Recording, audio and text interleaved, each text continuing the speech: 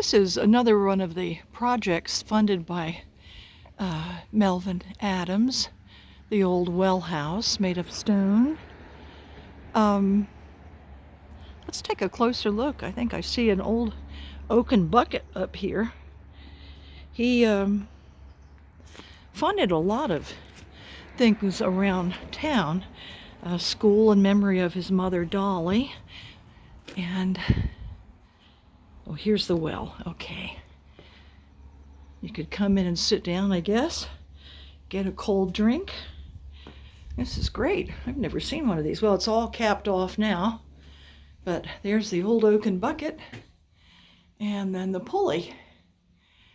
So I'll just pan around and show you.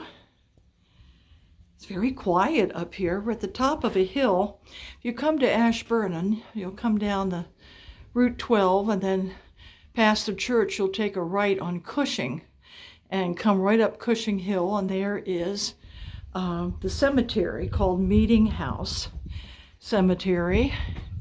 There's the Celtic cross right in the middle of your screen, which was sponsored by Melvin Adams, and to the right of that would be the Adams plot, and we're going to go have a look at that in a few minutes.